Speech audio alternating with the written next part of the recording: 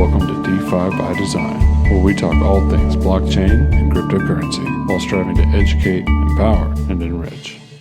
It's your boy Andy, and welcome back to the DeFi Slate YouTube channel. Smash the like button on this video, that really helps us out, and sit back and enjoy the content. Thank you very much.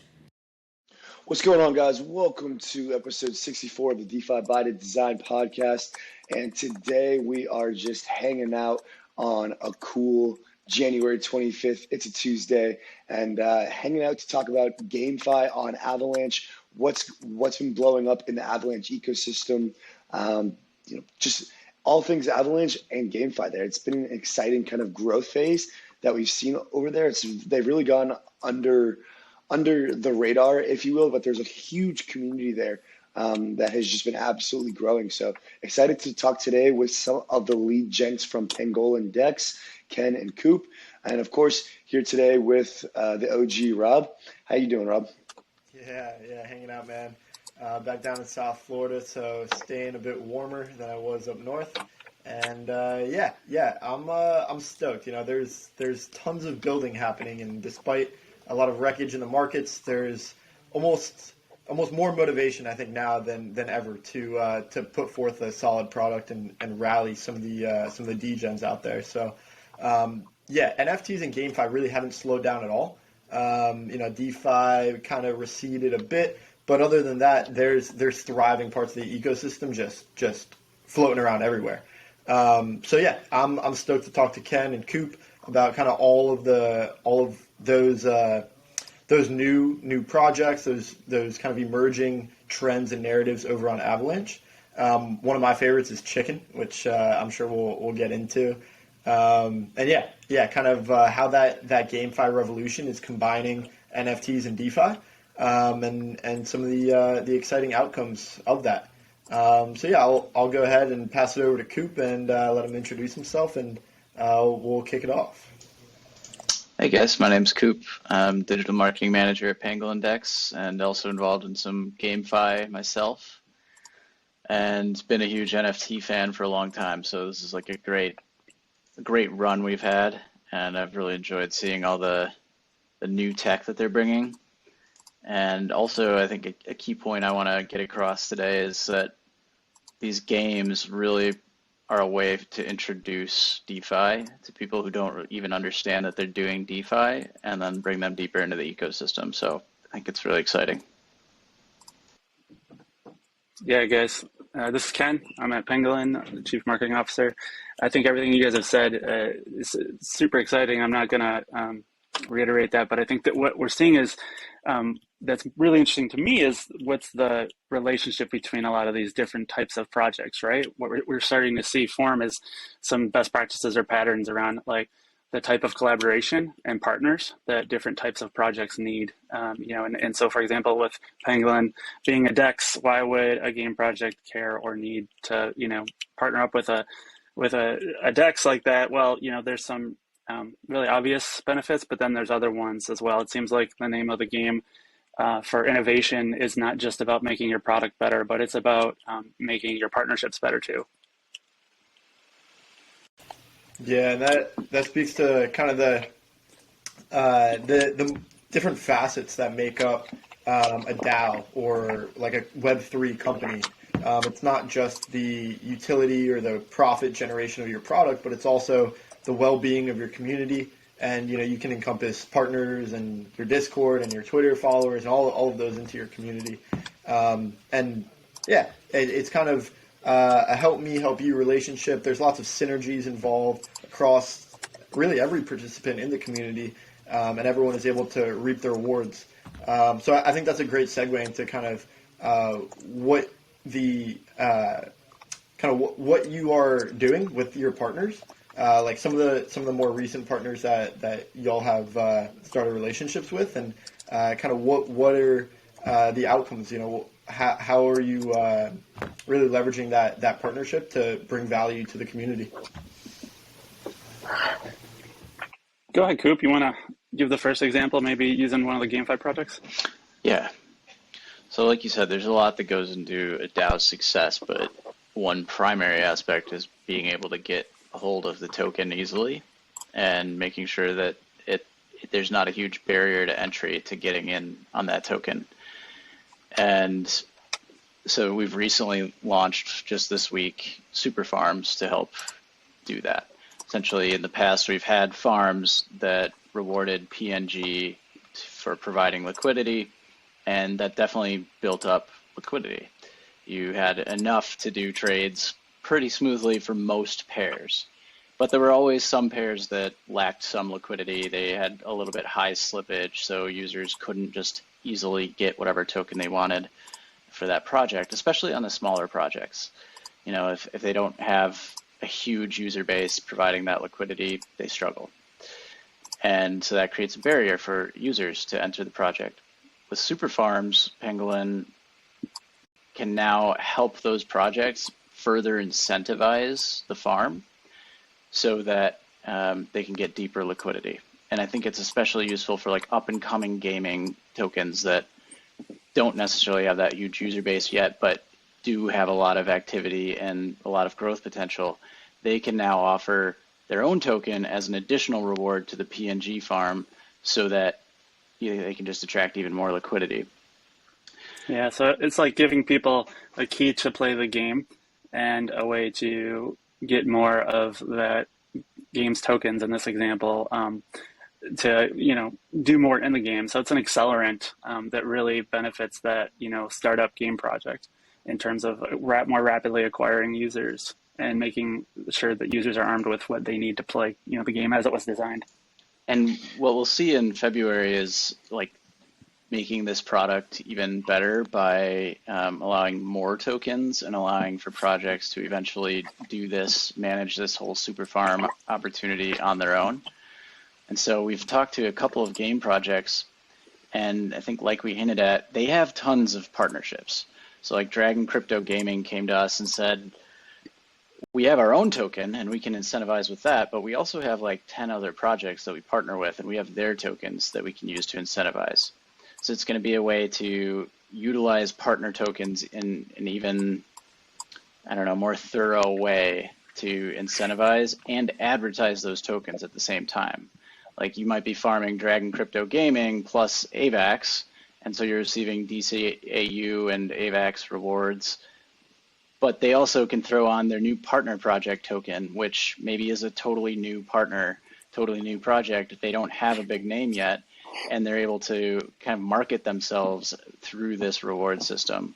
And so you're earning this new token that you're going to go learn about and dig into their community.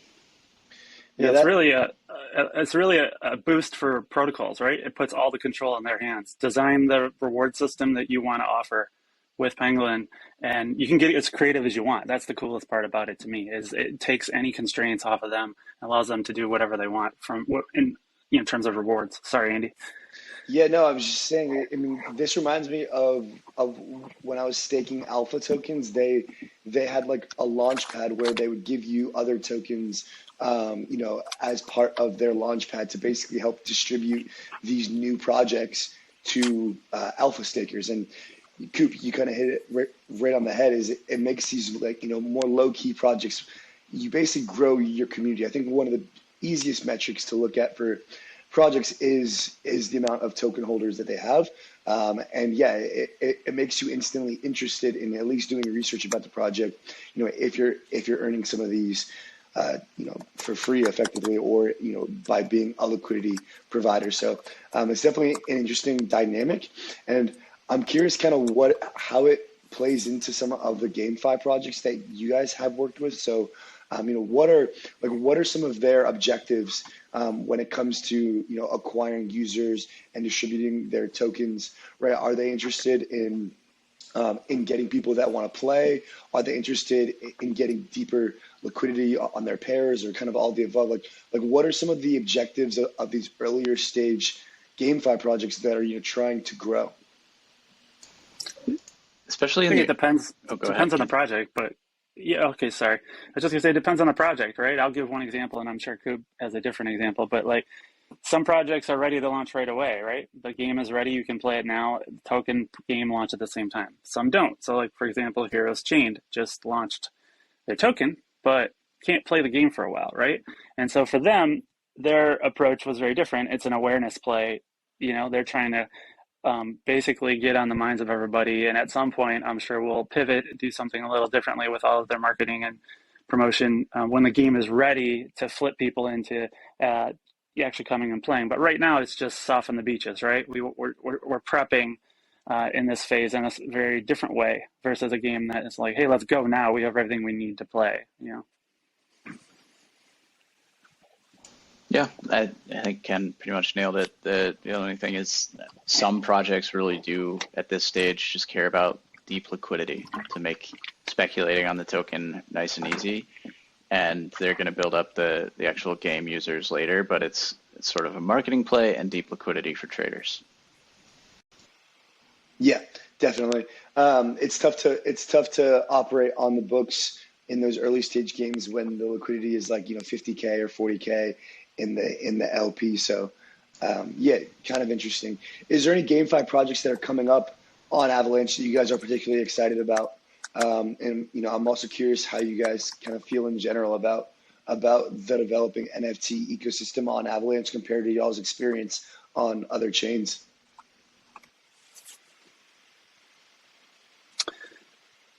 Good question. I think Coop's probably better suited than I am to answer the how does it compare on other chains, because I used to spend a lot of time on other chains, but since finding Avalanche, that is less true. So, and I know that Coop has done some exploration recently with certain game projects that aren't here now, plan to be here, but gone across chain and investigated himself. Yeah, it's hard to narrow down that answer because there's so many coming. Like if you can peel back some of the layers of like what's happening now and look at what's going to be happening in the next 6 months, it's crazy. Like I'm a part of Fief Guild, you guys know that, and the goal is to build a big community around play to earn gaming, and it's just full of new projects all the time. One that I'm really interested in that just came up today, and I think we're going to have a chat with them, is Asgard, and it might also be Midgard. It's like Asgard, Midgard themed, and the thing that they're doing that's so interesting is that they are incorporating all of the other NFTs that are like native to Avalanche into the game. And so because they're on-chain assets, they have the metadata built in, they can just pull that in, build in some computation around what all of those pieces of metadata mean and actually use it in their game. And so today they released, or maybe I just saw it today, but there was one of their characters riding a chicken as a mount.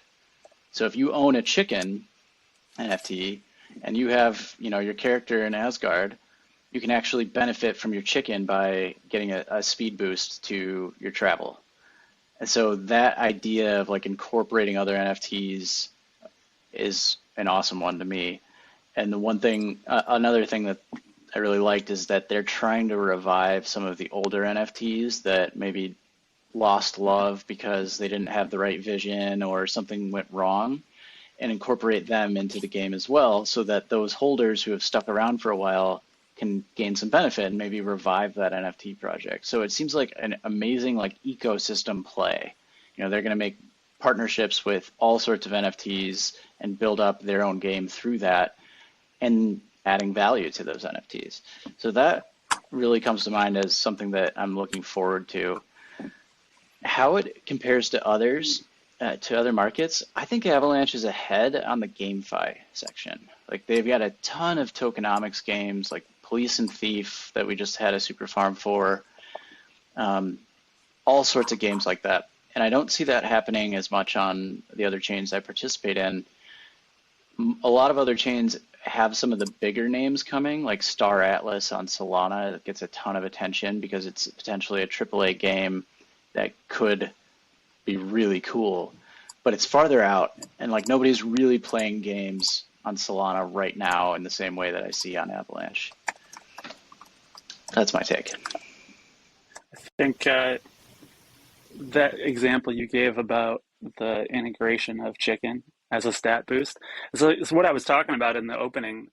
This is a perfect example of like partners collaborating in a way that's like unlocking unique benefits that they couldn't do on their own, right? And I expect you're going to see people copy paste the hell out of that trend and start doing that all over the place. I mean, if we fast forward even 3 months from now, I bet that there's more projects doing something along those lines than we'll be able to keep track of. And I think Chicken really set something in motion with changing the metadata of their NFTs based on the weight and how much you've fed your chicken. It unlocks a lot of doors for like optimizing, making the game more long-term, more upgrades available. And I'm just looking forward to people playing with that more. Yeah, a perfect example is I think yesterday they launched CNS, a chicken naming service. So for, I think 30 egg it was, you can go and claim your custom unique name to your chicken and update the metadata. So on their leaderboard now you see your custom name, not chicken number, 5,214. Yeah, it's awesome. So there's got to be other uses for that, I'm sure, down the road. That otherwise, that's a lot of effort for vanity change. Maybe not, but the way that project continues to surprise with really smart integrations and features, I would expect that the naming service plays a bigger role at some point.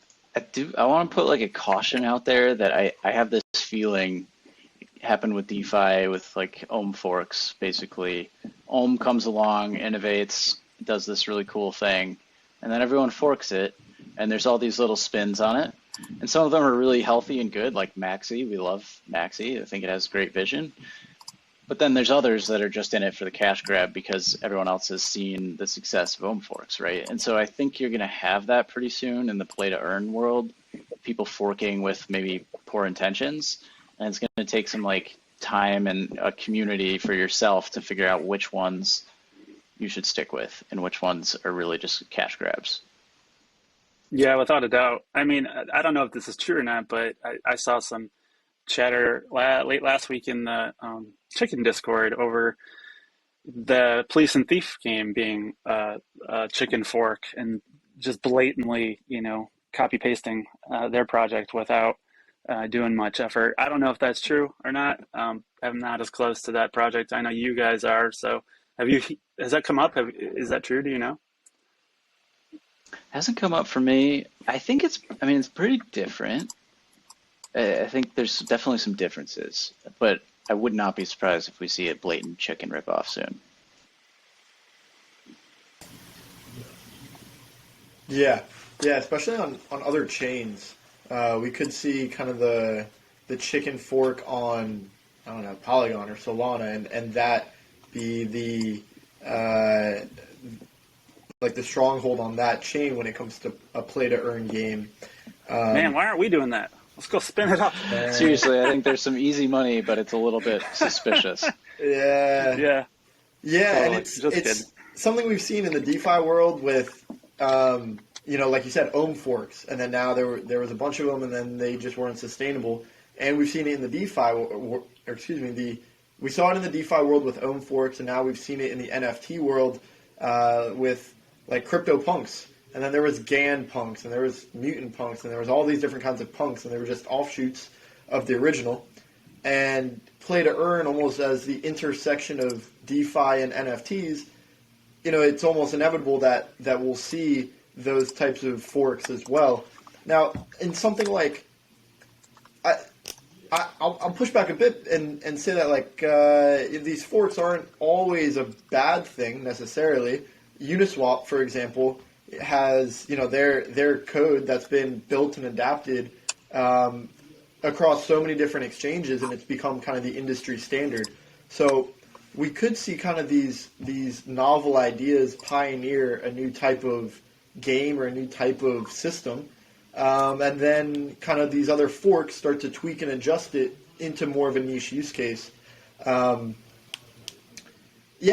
it's interesting how like I guess those different forks will kind of play a unique role, and then we'll have these almost aggregator types of environments where you can combine the different NFT use cases, like more unique cases. Police riding chickens, thieves stealing eggs, and like all these kind of cross collaboration types of integrations. Yeah, I mean, like let's be blunt. Like Pangolin was a Uniswap fork initially, and now you're building on it and making it unique. And like, I think it's not going to look like a Uniswap fork after February 8th. I'll say that. And Maxi too is like a great example of a fork that is really strong and like has added use cases and added values that make it valuable.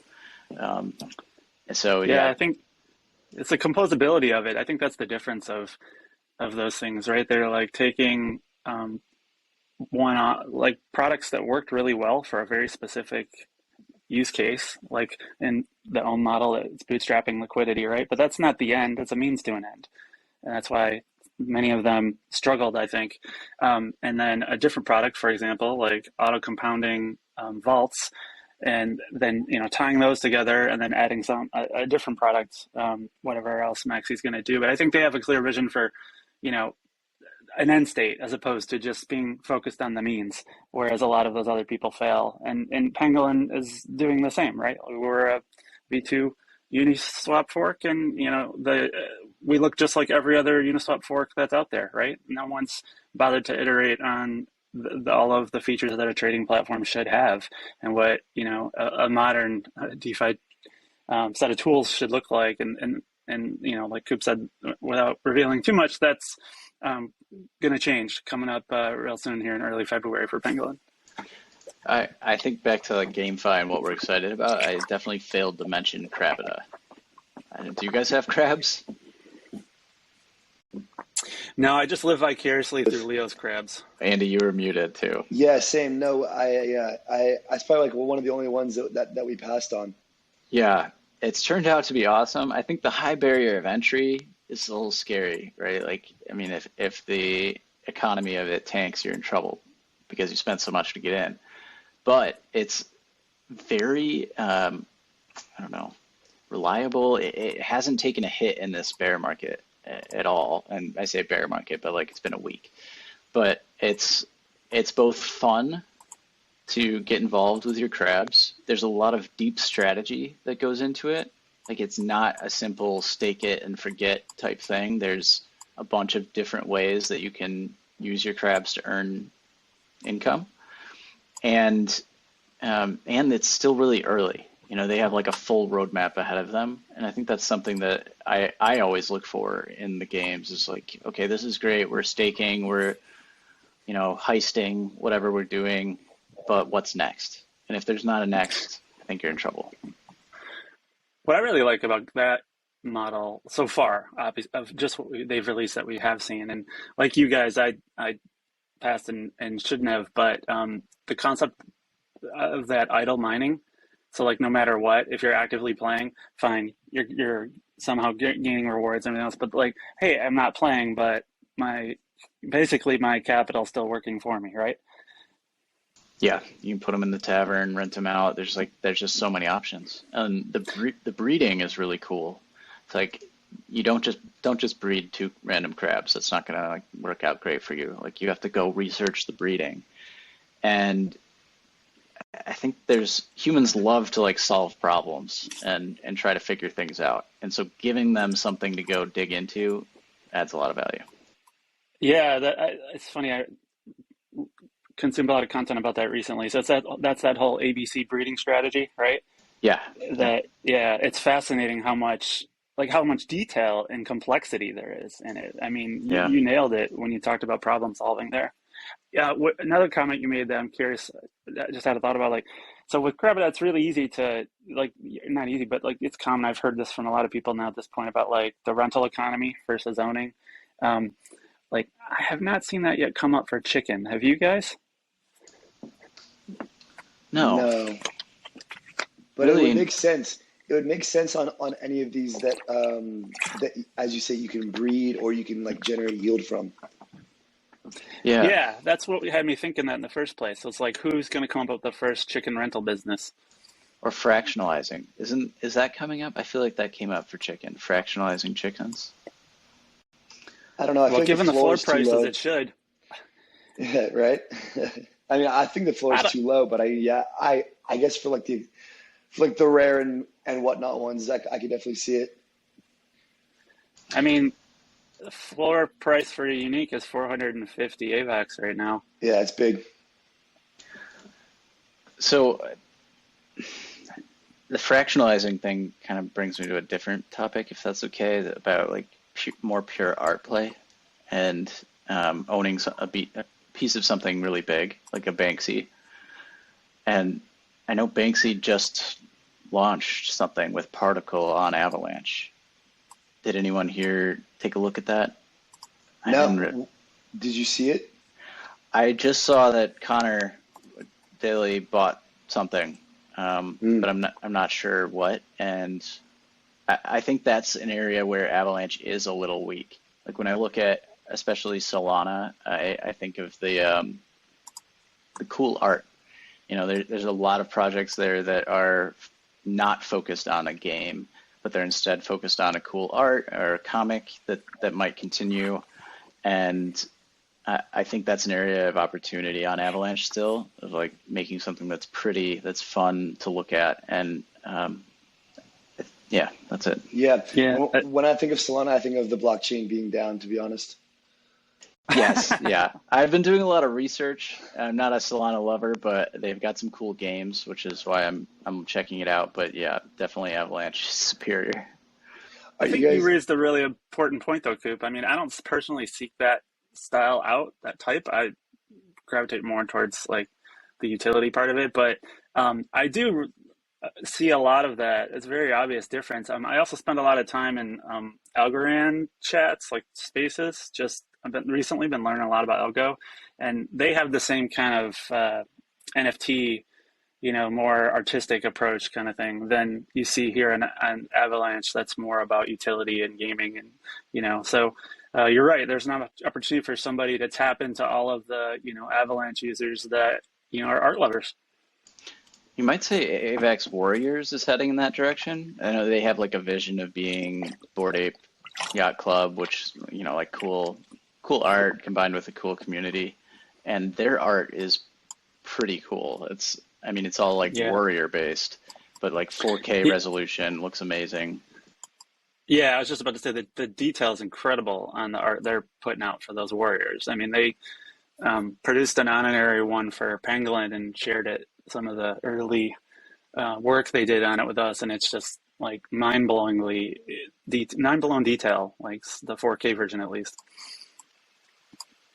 Yeah, I think the art ones that are a bit more subjective have higher potential in terms of like what they're actually worth in quotes, whereas the utility ones, they kind of people start to try to just like decide and design like cash flow models for them, and thus give them like some value based on the utility or the cash flow. Whereas, I mean, you couldn't really tell anybody that an ape is worth what an ape is worth. It's just, so it's got that ultra subjective kind of approach to deciding the value as a community. I think both is probably the ideal scenario in that situation. Kind of on that same note, Coop, you go ahead. So I just wanted to add, like, you're so right, because Eminem doesn't buy a Bored Ape because of the utility. He bought it because it looked cool and like subjectively he liked it. So I think the potential there is really high. Yeah, and the clout as well. Also, where I was getting there, it's kind of a mix between both. I don't know if you guys have seen or been playing around at all with DeFi Kingdoms. I know that they're coming over to Avalanche in Crystal. So I would love to kind of hear what you guys know about that, kind of what you're expecting there, and if Pangolin has any plans for that. Yeah, they've been on so I'm a player already on Harmony, and I met them in person in Miami and helped get that conversation started. And they've been in our top 20 in trading volume ever since they bridged, often reaching top 5. So I think Pangolin has the most liquidity for Jewel right now, and we get a ton of trading volume on it. So we have that for now. I think in the future we might look at a super farm situation, especially with Crystal.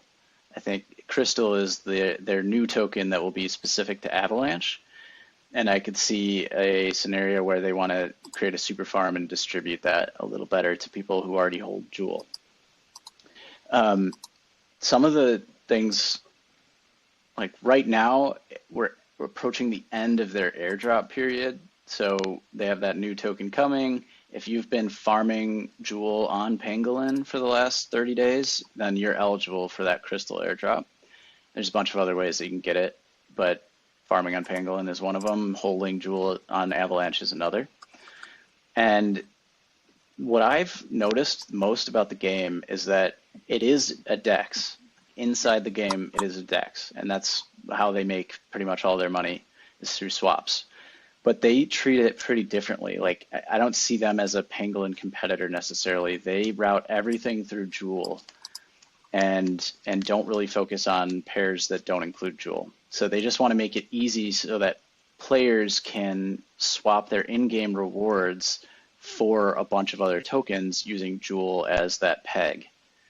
And so you do your quests, and I'm actually stacking up a nice Harmony bag right now because I go in and do my daily quests, and then instead of swapping my rewards into Jewel, I just swap them straight into Harmony because they have that great kind of connection between Jewel and Harmony, and one is the token.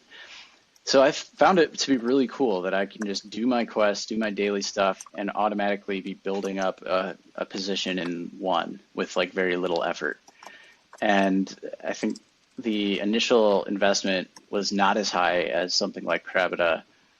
I think at the time it was like $300 to get your initial hero. So it's a much more reasonable entry point. And with all this, like the users don't really know sometimes what all they're doing. Like they've come to Pangolin because it's like their Avalanche home now, and they're almost like they don't know how to use a DEX, even though they've been using a DEX in the game this whole time. It's just like wasn't explained to them in that way. And I think there's a lot of power in that for like introducing new users to deeper DeFi projects. Like imagine they put, I don't know, lending into their game, and now everyone's able to explore lending without really feeling like they have to go learn about lending. They just do it in the game in a really natural way and learn more. That's where another reason why Avalanche is such a good fit for that game. Coop, you've talked and shared with me on several occasions about how much network congestion can become a problem for that game, so, them bridging over here is one thing, but, them also focusing on a DeFi Kingdom subnet would be a perfect solution for something like that. Big time. Like they absolutely need a subnet, and I expect that they will launch with one. Are subnets like roll-ups for Avalanche? I don't know if that's technically a good analogy, but that's what it seems like to me. Like in my head, it's this a subnet, a subnetwork, its own instance of Avalanche running on its own that then reports back and is validated on the main chains.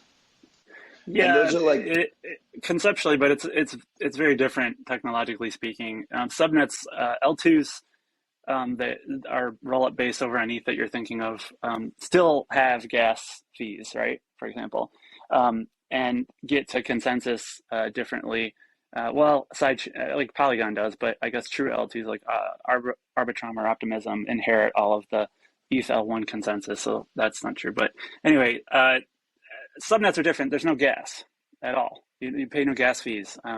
If you want to experience what it will feel like, just go check out that Spaces demo that Ava Labs put together, and where you go claim a name. Basically, it's like a claiming a domain name equivalent, but you just sign, and it's wonderful because like you have the same experience that you're used to, and to transact, and it pops up, and you don't pay any fees, and it's just really, really exciting to think about a future fast forward where all of these projects we're talking about have subnets, and you're bouncing around with no friction, no fees, doing what you want to do.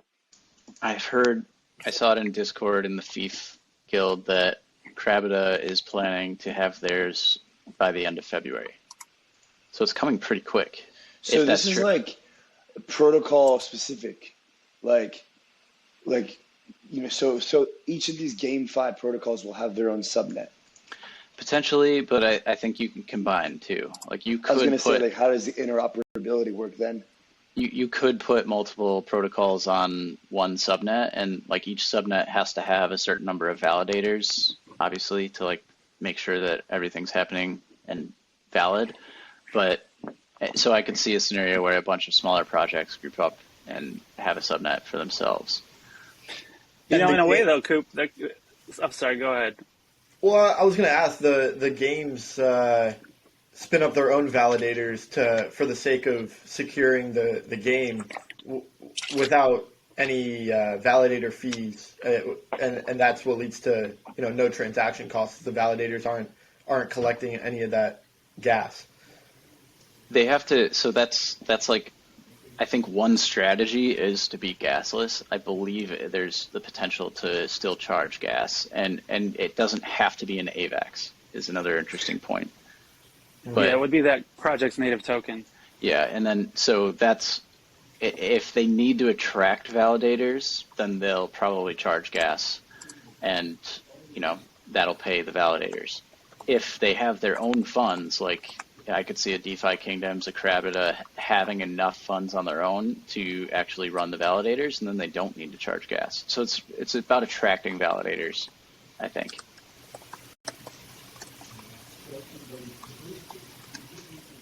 Cool. Yeah, that's awesome. I've been hearing quite a bit about them. But Avalanche has really kind of gotten gas fees down and hasn't really had the congestion issues that other chains have had. It's been like super strong compared to other chains lately, and I've tweeted about this. I'm not sure if devs actually did something or if there's just even less like network congestion, but gas fees are like all-time low for me right now. Pay like nothing. Yeah, I haven't seen Avalanche announce anything in terms of an update like they did the last time there was, that big congestion, and they basically, I mean, not literally this, I think they don't call this, but they basically patched it, optimized what it was, however, somehow, and we haven't had a problem since then. And, with this, with the market being red for the last week pretty badly and all the sell-offs, that's liquidations, people have been panic selling on a lot of other chains, and you've seen, their network not be able to hold up to all of that activity, whereas AVAX has done a fantastic job and really held its own. It's really reassuring, I think, for the long-term potential of their tech. Like we always talk about it in a really theoretical manner, but when you see real-world exercises put a stress test on it and it passes, especially with all these other L1s failing, like that's super encouraging about the future of Avalanche. Right, I feel so good about it, and like you see all the tweets about this is the time to evaluate the tech. And I feel like that's really true. And if I were on Solana more, I'd be pretty worried because it's not holding up, or even like Phantom. Basically, every chain has had some problems recently, aside from Avalanche. yeah. Polygon gas spiked to like 800 or something. Solana's been down. Phantom has been spotty and buggy. I guess another question on the subnets is are there any subnets live now, kind of opening up throughput? Is that a potential reason why AVAX fees have nah? Yeah. I don't know. They launched that Spaces that Ken was mentioning, but it's its own little project. It's not like taking away a lot of the transactions from our big main projects. I think it was more of a way to just come up with a creative demonstration on what subnets will look like and feel like, and then start the conversation about the potential, the spectrum of all the different potential use cases for it. But I don't get the impression it's like a permanent project that, they're gonna build on and somehow add more utility to. But nobody knows except Ava Labs. Yeah, I think you had mentioned this briefly, Ken, but do you know if the subnets inherit the level of security that Avalanche chain has, or kind of what's the security trade-off? Yeah, that's my understanding. Yeah, they run an EVM that's all pretty much the same. The difference is the number of validators, but because it's its own small project and not an entire network, that shouldn't be a problem. Yeah, and with the requirement we talked about earlier, which is you're staking AVAX as a validator for that subnet, but you're also staking, whatever the minimum requirement is for your own native token for that project. So that's another difference between a subnet validator versus a mainnet validator. I like it because it's a really good model. You're incentivized, to share risk. So it's not just all of Ava Labs and the Avalanche network taking on risk there, right? It's a good way to ensure that you won't see a lot of fishy behavior on subnets and start to get. I'm glad we landed on this topic because I think it's about to become super important. Sorry, Ken, if I cut you off, you got glitchy or something.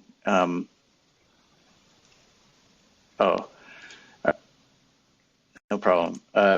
So Avalanche C chain has been great, even on its own, really nice. But the main power of Avalanche is the subnets. Like that, it's going to be as if ETH 2.0 was just always around and actually worked the way it was planned to. And so, like, once we see this working, I mean, I think it's going to be clear that Avalanche is like a place to be. Yeah, and what are they might be subnet specific, but what are some of the initial prerequisites to be a validator on one of these subnets? Maybe I guess you could describe kind of the process to be a validator on the C chain, and how that might look differently on one of these subnets.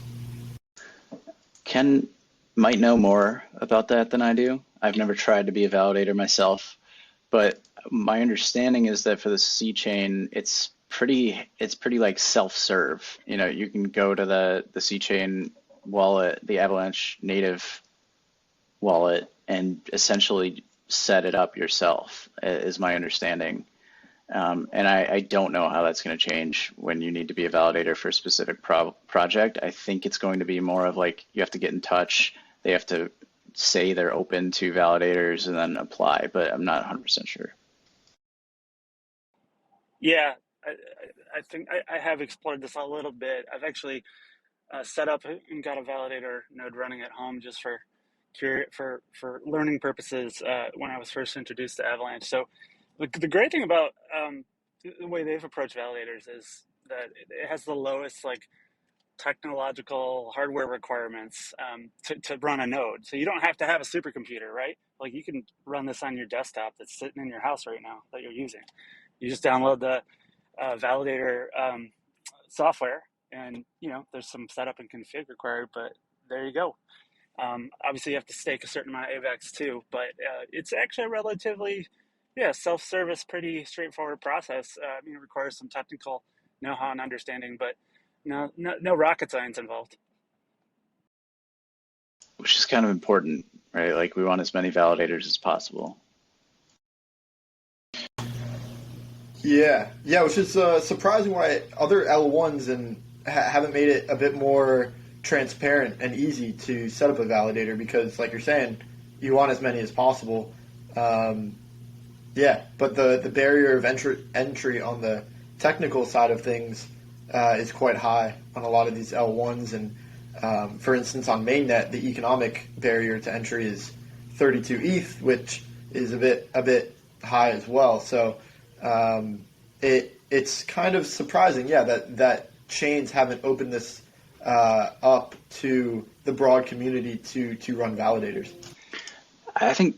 Go ahead, Ken. Oh no, I was just about to say. I think I don't know this for sure, but I think one of the reasons that's the case, though, is all of this kind of comes back to your consensus mechanism, right? And how it's designed. And some of these L1s, I just can't easily flip that switch and make that change to make it so anybody with a desktop at home can be a validator, because you'd have to completely blow up your consensus mechanism and redesign it from scratch. And part of that design, like that whole choice, just comes back to how well Ava Labs designed the idea behind Avalanche. And and they see it more from a business perspective than like a just pure tech perspective. Like everything they have done lines up with future use cases, future understanding of what this chain is going to do. And Ethereum just like, they didn't know what it was all going to do at the time. And so they didn't have the ability to make some of those decisions. So I think Ava Labs has just studied what could be improved from prior networks and understood the future business case so that they could match everything up. And like, it's just looking good.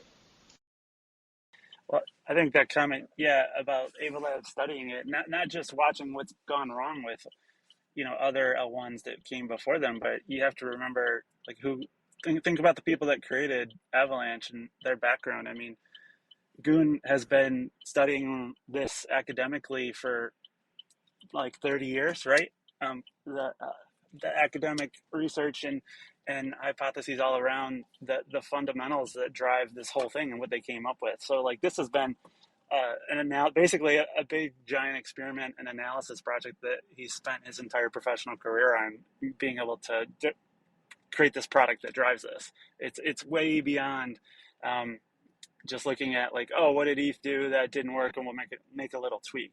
Like there's a significant more research and investment that's gone into that, in my opinion. Okay, so I just pulled up Nansen AI, which is like an analytics tool, on-chain analytics tool. And I think the reason we started even talking about validators is shown in this data. The number one project by transactions over the last 7 days is Krabita with 1.6 million. The next highest is Trader Joe with 782,000. So it's like over double the amount of transactions coming from this one game with approximately like 3,000 players. So as GameFi evolves, like to me, that's just a signal that games are transaction beasts, and you see it with DeFi kingdoms too. And so like as GameFi evolves, your network is going to have to handle that. Like it's just not going to be able to happen all on the same chain. So for GameFi to succeed, you got to look at which networks are built for that. And I think it's Avalanche. Hey, Yeah, their subnets would be ideal. Yeah, I was just going to follow up to this. I don't have Nansen up in front of me, but where's Chicken fall on that list for transaction volume? Because they have 10,000, of those NFTs. Not everyone is going to be active as a player, but I would imagine comparable user base. And curious to see like their transactions stacked up against Krabita. Yeah. I think they might be falling into unknown right now because I don't see them on the first 5 pages, and like that just doesn't seem right from your point. So a problem with Nansen is that they're still like building out the Avalanche ecosystem, so it's not all perfectly labeled. So I don't see them, and I think you're right. Like they've got to have a bunch of transactions. I mean, Chicken doesn't have that game that Krabadabra does yet, if you will. So it's probably why. Yeah, you're right. Like Krabita, you have to, if you want to maximize your benefits, you have to do 12 transactions a day, I think. And with Chicken, like you could theoretically just, let your staked egg turn into more feed over a longer period of time. You don't necessarily have to interact with it the same way. It's interesting. It's very interesting. Well, gents, thank you for coming on. As we kind of wrap up here the GameFi conversation, what's coming on down the pipeline for Pangolin? What can our users get excited about, our community, and how can we get involved? Ken, I'll leave you to feed that alpha, but I mean, we have something big this week. I don't know if we can say much. Yeah, we can, because, well, it's already, like we've said, it's like unofficially already out there. And I'm not sure when you're planning on posting and publishing this, guys, but the biggest announcement this week, and then there's one that we had mentioned, but I'll recap that as well, coming in February. But we've been working behind the scenes for a while with Terraform Labs to bring UST stablecoin from Terra to Avalanche. And you might say, well, why are we doing that? Because we our looking at a multi-chain world that we know is going to be common for in a day-to-day life from a DeFi user perspective, and there's things that are interesting that might be attractive to people on Terra that Avalanche users don't have access to currently, and vice versa. So the TLDR is we're helping build that bridge with partnering with Ava Labs and with Terra Labs. So we're going to be announcing the super farm tomorrow for UST, and there's going to be a lot of Avalanche Rush rewards behind it in the form of AVAX. Terra Labs is also contributing UST rewards, and then Pangolin is obviously contributing PNG rewards. So we're going to have our first ever triple reward super farm coming this week. It's going to be a very fat farm. I like it. Sounds lit. And we're in there. Yeah, and then what we had mentioned before, February 8th, mark your calendars, guys. It's Pangolin's birthday, so we're turning 1. So in celebration of that, we've got some things planned. We already mentioned a big UX upgrade to reflect a more advanced trading platform all around, as opposed to the vanilla, UX from a Unifork that everybody is used to. And so we'll want you guys to check that out, use it, kick the tires, tell us what you like, don't like, and also help get the word out, about all these changes at the time. So I think those are the answers to your question.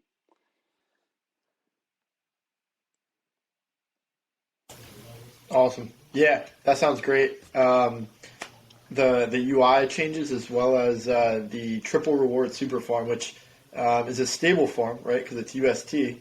So there's no market exposure except for all the rewards that are coming in AVAX, PNG, and Luna, I guess, yeah?